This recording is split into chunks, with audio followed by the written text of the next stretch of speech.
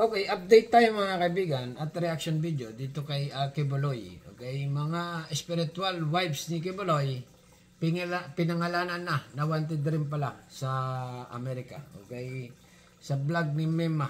Okay mga kaibigan, eto na ang pinaka-latest na news kay Kibuloy. So, nakakalungkot isipin. But anyway, ito yung pagsisiwalat ni Arlene Stone. Grabe guys, magugulat kayo. Ito Sige, labas mo na, Mema.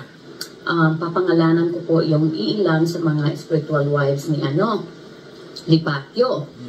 Pero bago ko po bago ko po i-cover yan, meron pong nagtatanong sa akin galing sa sa YouTube. Nireaction niya, nireaction ko yung sinasabi niya. Kasi Kibuloy daw po ba ay may anak.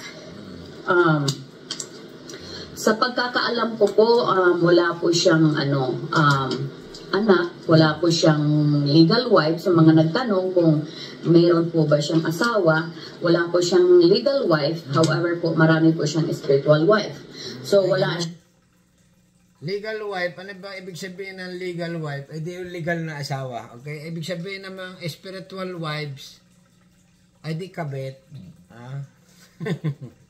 siyang anak sa pagkakaalam ko dahil ang mga nabubuntis po ng mga spiritual wife ay pinapadala po sa hindi pala, juwawa, girlfriend, okay? Okay. Pangbansa upang magkaroon ng abortion. So tingnan niyo po yan, for example, yung mga ang pastoral po na andyan pa kasama nila.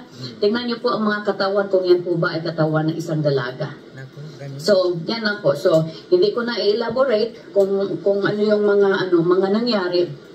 However, sandali lang madam. Ibig sabihin yung mga kasama ni Pastor Kibuloy na ang katawan ay iba, ibig sabihin ginalaw niya. Ganon. Anong ibig niyo sabihin, madam?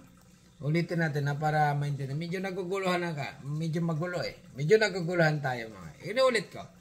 Okay? Nulit ko mga kaibigan, reaction video lang ito at update dito kay Pastor Apollo Kibuloy. Upang magkaroon ng abortion. So tingnan niyo po yan, for example, yung mga ang pastoral po na andyan pa kasama nila. Tingnan niyo po ang mga katawan kung yan po ba ay katawan ng isang dalaga. So, yan lang po. So, hindi ko na i-elaborate kung ano yung mga nangyari. However, ang mga yan po ay pagka sila po ay nabuntis ng Kibuloy, pinapadala po sa ibang bansa upang ipa-abort yung baby. So yan, nasagot ko na po yung tanong sa mga nagtatanong diyan sa YouTube. So salamat po sa lahat. So ngayon po papangalanan ko po katulad ng aking ipinangako sa inyo na papangalanan ko yung iilan sa mga spiritual wives ni Kibuloy na may pag-aari po ng ilang mga properties dyan sa kingdom. Hindi ko po mapangalanan lahat because some of them are not together in the, sa case. Magpapatuloy pa po yung investigasyon ngayon sa ibang mga spiritual wives. Sandali lang, isisingin ko lang. Ang ganda mo, Mima!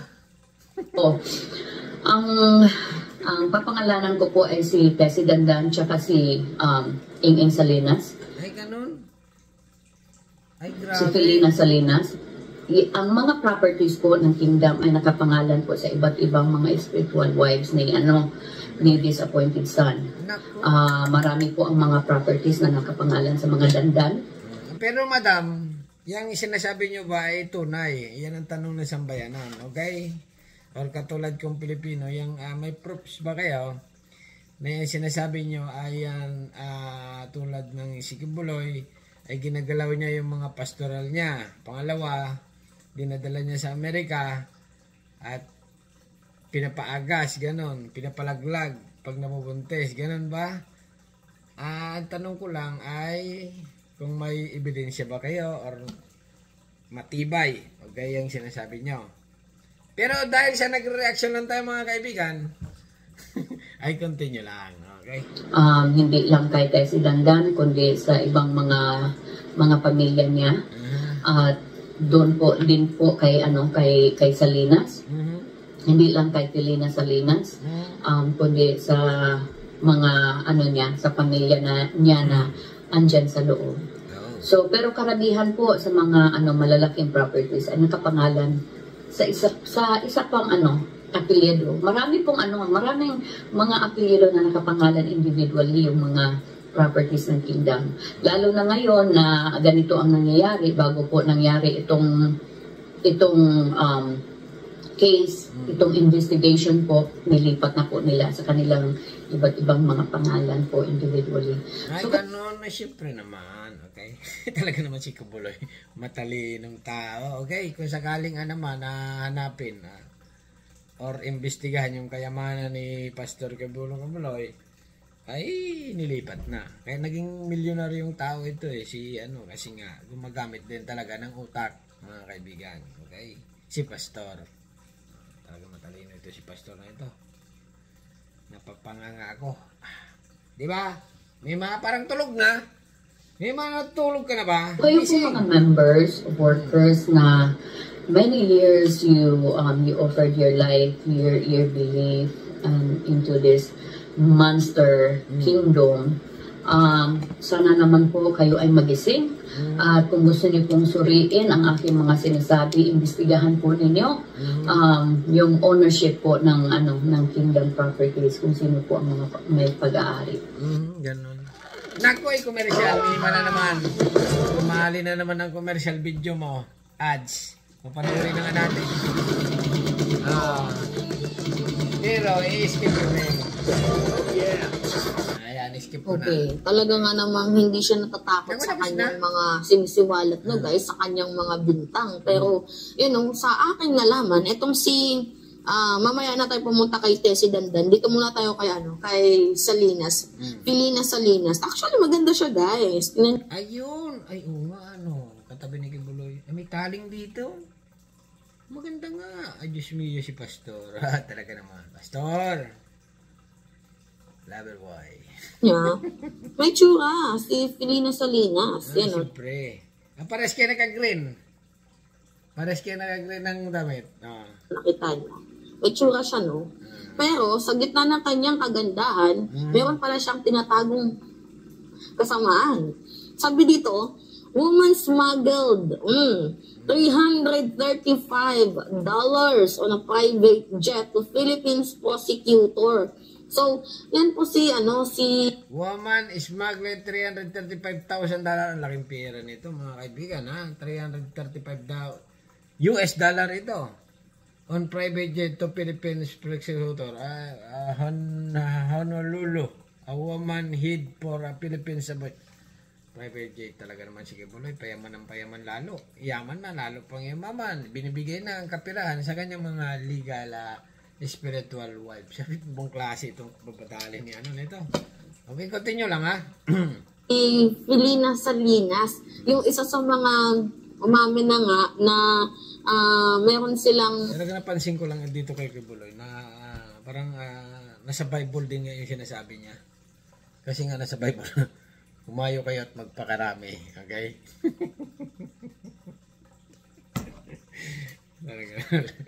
Chick boy na lover boy pa. Okay?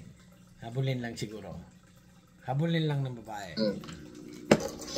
Smuggling doing na ginawa. Actually, nahuli to siya guys doon sa Honolulu, Hawaii. So, nakakalungkot kasi magandang babae ba guys, pero hindi natin alam na umabot sila sa sa puntong ganyan na sila ay magiging parang kabit-kabit na lang ba ni Kibuloy kung gustuin pa.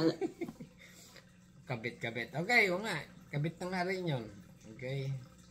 Pag ang tawag dyan, mga kaibigan, pag si Kibuloy ay hindi niya asawa, wala pa siyang asawa, okay? Pag si Pastor ay ibig sabihin ang lalaki na wala pang asawa, tapos nagkaroon siya ng babae, ibig sabihin ang tawag dyan ay hindi kabit, girlfriend, okay? Or asawahan.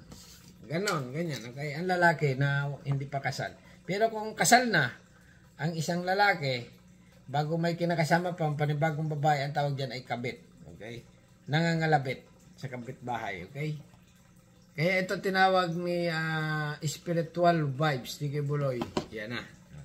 Tama. Okay. O, continue lang, ha? Parausan, parang mga ganyan-ganyan. Parausan. Anyway, itong si ano naman, si Sandali. si Dandat, Sandali. Okay, magiging parang kabit-kabit na lang ba ni Kibuloy kung gustuin, parausan, parang mga Mima. Talaga naman. Ganon. Parausan niya. Ay, tamang-tama. Mga parausan vibes si Kibuloy. Pinangalanan na. Okay? Ang continue lang. Ha? Magandang title yan. Talagang pasok sa masa. Pasok sa sambayan ng Pilipino. Kaya lang mga kaibigan, iniiwasan ko lang magsalita ng very bad. Kasi nga, ang member kasi niya, Pastor Apollo Kibuloy, million. Okay? Karamihan dyan mga kaibigan ay halos Pilipino lahat. Siyempre, marami rin nakakapanood sa atin. Marami rin naniniwala. Marami rin hindi. Okay? Kaya per years lang tayo. Nulit ko mga kaibigan, per years lang tayo. Dito sa nagtitrending ngayon. ganyan-ganyan. Anyway, itong si ano naman, si Dandan, si Teresita Salinas, medyo matanda na yung kanyang Talaga pwede itong maging NBI. Wanted by the FBI. O grabe. Okay? Alam niya talaga ang ano. Teresita Dolivas Dandan. Wanted by the FBI. Juwawa rin ba ito ni Kibuloy? pagmumukha, pero wanted din siya sa FBI. Yan o, nakikita niyan. Yan. So, wanted siya sa, sa parehas na kaso ni Pastor Kibuloy, sa money laundering, sex trafficking, fraud, sex trafficking force, yan. So, Kaya galing ang pera ni Kibuloy, ng mga panghihingi lang sa, kung may negosyo ito sa Amerika. Okay? Kasi nga, kung hingi-hingi lang, commission, yung commission ng mga kanya, malaki. Oo, malaking humakot. Malaki magbigay pag ganyan kalaki. Kasi, 100,000 Ang pinapag-usapan dito, milyonan mga kaibigan Milyon, okay? Continue lang, ha? So, sa mga binanggit ni Arlene Stone, itong mga itong mga babae na to ay may tawag dito, may mga kaso ding kinakaharap doon sa FBI. So, ang isa nahuli doon sa Honolulu, Hawaii. Ito naman may kaso doon sa FBI. So, nakakalungkot isipin, pero wala, ito yung buhay na pinasok nila. And sabi din naman ni Arlene Stone, itong mga pagmamay-ari ng kingdom ni Natawa ako dito sa pronunciation nito. Kingdom. Okay. Pasok sa salitang masa. Okay? Pastor Kibuloy, nakapangalan sa kanyang mga spiritual wives, which is pag inimbestigahan to ng Senado, and tama nga naman, itong si tawag dito, si Arlene Stone, talagang malaki yung chance na Kulong na. Tagilid itong si Pacquiao at Tagilid ito si Okay, continue. hantong sa pagkakulong. So, as of the moment nga, dapat itong si Pastor Kibuloy dapat humarap talaga sa Senado. Hindi man Okay, alright. Yan ang mga kaibigan. Medyo patapos na ito. Ang haba na ng vlog mo. 15 minutes at talaga ng mga nanonood ay grabe, sobra. Pero napansin ko lang yung ads mo, dalawa lang. Dito, dalawa. Okay, pero okay lang. Mas maganda nga, walang ads Kasi nga, pag merong biglang sumingit, medyo pipindutin mo pa ng ganon. Okay? Ayan mga kaibigan, ang pinaka-latest update dito kay Pastor Apollo Kibuloy. Nag-reaction lang tayo dito kay Mema na talaga namang siya ang laging updated dito kay Pastor. Alright? Na ngayong March 5 daw, ang binigay na palugit ni Risa Hontiveros na lumabas na si Pastor Apollo Kibuloy doon sa Senado. Alright? Hanggang dito na lang mga kaibigan, ha? Subscribe my channel. Don't forget comment. Bye-bye. Thank you.